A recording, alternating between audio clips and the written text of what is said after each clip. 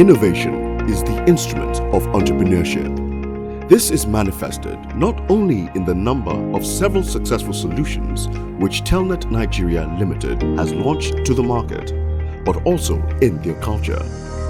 Innovation depends on people, and people, guided by visionary leadership, are key aspects for creating a true culture of innovation and consequently an innovative company. People like the late Dr. Brian Carew, a man who embodied professionalism, knowledge, competence, and excellence. Dr. Carew was a visionary. He was a visionary. He knew what he wanted and how we were going to form TELNET and what we were going to do. He had so many ideas, and he came to Nigeria. He came back to Nigeria from having worked abroad for several years. He wanted to give back. And then I met him. I got to meet him in a company called TCAS. And as it were, we were the only two Nigerian engineers of about 60-odd expatriates when I joined. He had been employed as an expatriate. And we saw the writing on the wall. The expatriates were being sent away, and finally it was his turn. But before then, as soon as we saw the writing on the wall, he said to me, "Nadu, this is our country, we have nowhere to go. Why don't we do something together?" So TELNET was incorporated in 1985. And I think he was let off maybe sometime in 86. And so he commenced the operations of TELNET in 1986, October. And I joined him in March 1987. For over 3 decades, TELNET has been a leading ICT provider, passionately delivering customized business solutions, pioneering and driving digital transformation across Nigeria with several significant landmark projects. The hallmark of TELNET then in those early days was the encouragement to be creative, to be innovative, to push the envelope. We were always doing new things. We were always at the leading edge of technology, and we pioneered quite a number of things in the market, which I think endeared us to our customers because we solved a lot of their problems and we provided solutions that actually were better than what was available in the market at that time. The motivation for us was to build a company, a Nigerian company with a difference. We could do something. We wanted to build a company with a high-tech focus. Dr. Carew was always very particular about that, high-tech focus and non-discriminatory, whether gender or whatever part of the country you came from. And we laid the example by what we did. We went out there, I would climb masts and things like that. And so in establishing the company, we put in structures and systems. We didn't want a one-man company. Okay, it wasn't going to be about a Carew company, it wasn't going to be about a Denloye company. It was about building a company with a solid foundation. So we put in the structures and systems. We ensured that we developed our people. We actually made sure that we had an environment where people could learn and could grow and could develop. And I think that is why we had a sustainable business. By the late 80s and early 90s, the liberalization of the banking sector had brought about several new generation banks that were technology-focused in driving their operations. TELNET had developed competencies in data communication and subsequently pioneered innovative and transformative solutions in the financial services sector. I think we can say without a doubt that TELNET pioneered data communications in Nigeria. We happened to be at the right place at the right time. Citibank, NIB in those days, came into Nigeria saying they wanted to establish wide area networks. They wanted to link their branches from day one. Okay, and they brought in all the equipment and we could make it happen. And it's, that was the time of deregulation of the banking industry. And all the other banks wanted to do what Citibank, NIB was doing. And so we became the de facto solution provider, as it were. So we established quite a lot of the bank's networks, from Guaranty Trust Bank, Citizens Bank, and all the major banks that came in with the liberalization at that time.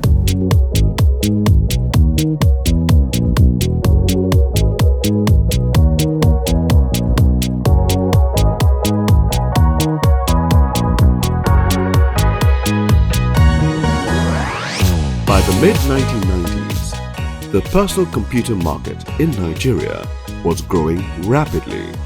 Connectivity and interconnectivity were becoming veritable tools of efficient productivity, and TELNET was at the forefront of this revolution, providing wide area network solutions.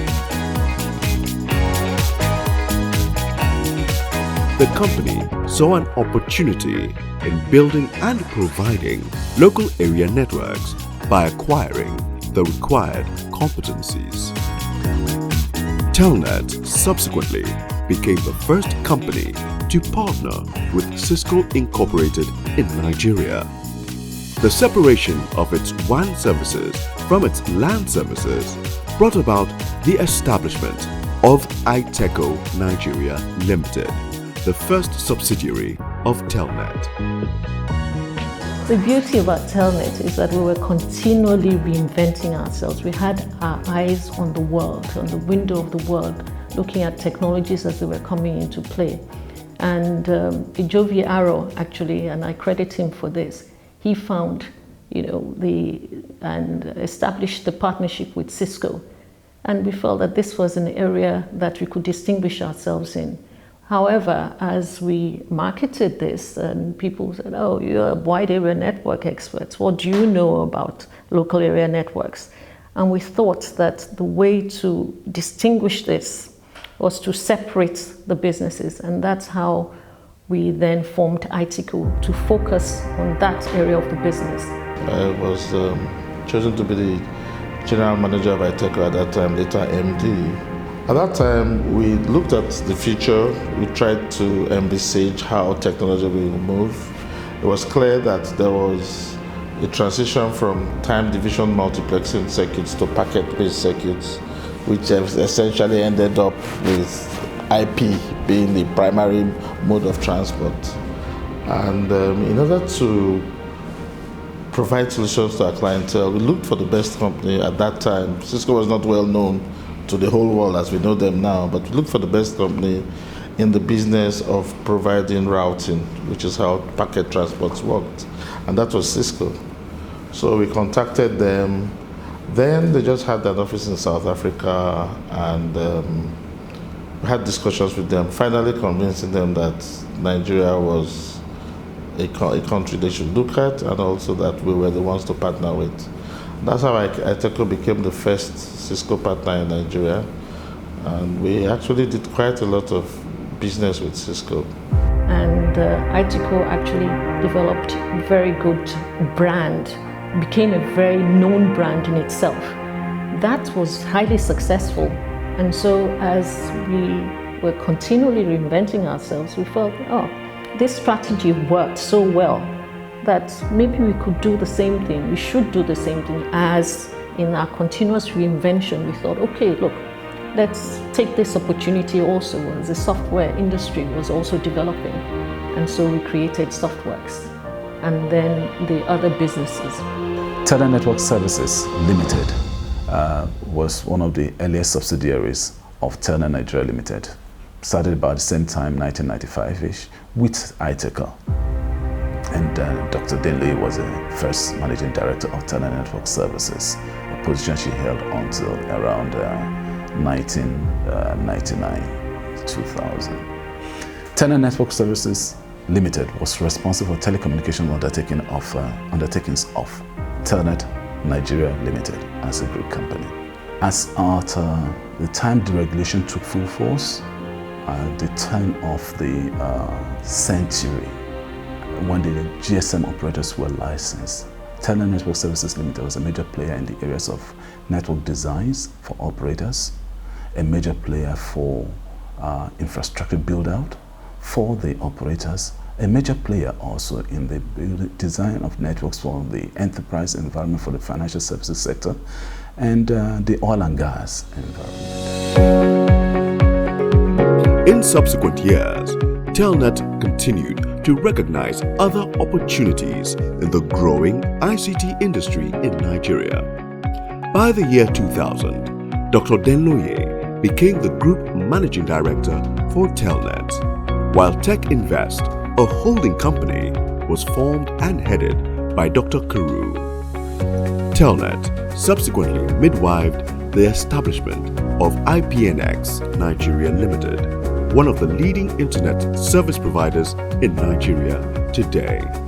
The establishment of Interswitch, now known as the Interswitch Group, a leading digital payments and commerce company in Africa, and also Paycom, a mobile payment solutions company, which was later acquired by Opera and is now known as OPay. IPNX was formed subsequently in the year 2000 because we saw an opportunity that was created by the deregulation of the telecoms industry. IPNX, the name came from IP networks. You know, that was actually coined by Dr. Kero. We're thinking of what name to call it. But the reason why it was called IP networks was because we foresaw that further down the line, everything was going to converge and run on IP, voice, data, video. And that is what we see commonly now. Everything runs over the internet, which is essentially an IP network. Interswitch was an idea that was born by Mitchell Elegbe, who's the current Group Managing Director of the Interswitch Group now. And he was at the time head of Business Solutions Group. We created a Business Solution Group which would focus on innovation, new ideas, to be able to, because TELNET had this history of continuous reinvention, like I keep saying. And this was his idea, and we supported him. By this time, I started thinking about payments for quite some time. Already TELNET was working for the banks. I had a background with SWIFT before I joined TELNET during my NYC days. My experience in the UK gave me a different perspective. I had a bank account in the US, even though I was living in the UK. I had a Visa card. Every activity I carried out was done using either my card, the internet, or going to ATMs or point of sale devices admission. So I never had no reason to go into a bank branch. So coming back to Nigeria and seeing the whole queuing up in bank branches, collecting tally numbers, people going home on Fridays and being robbed in traffic because there's a high probability that you have cash in your car, or hearing that a lot of armed robbers go to people's homes on Saturdays, just didn't make sense to me. And I felt we could change that. And that's what led to me thinking about Interswitch. This was an idea, and gave him the freedom to express this idea and give the financial technical support, and we got Accenture actually involved in the project, and that's how Interswitch evolved.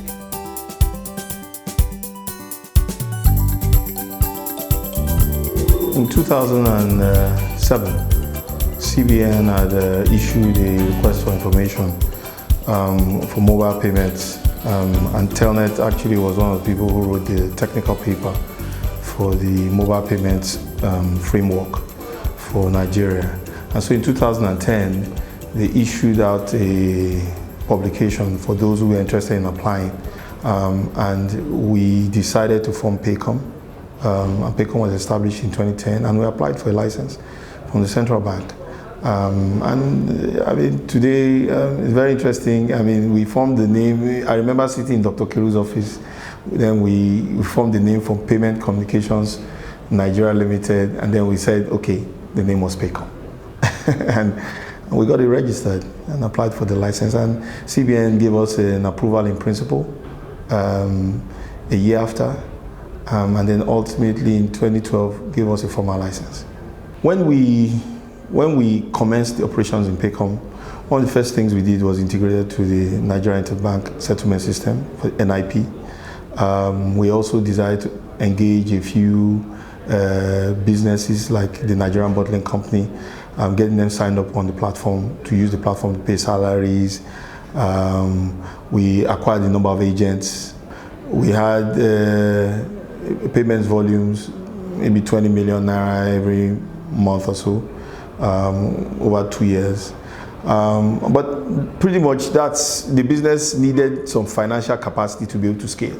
And here's the story. That's where Opera came in 2017. Opera invested in Paycom through an investment vehicle called OPay Digital Services Limited. And since then, the growth has been phenomenal.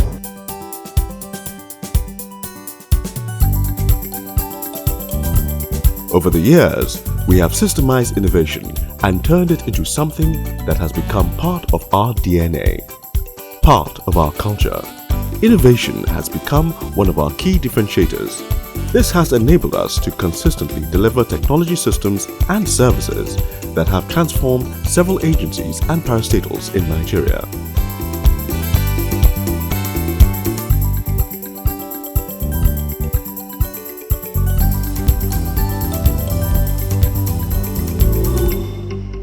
TELNET, Technology-Enabled Business Solutions.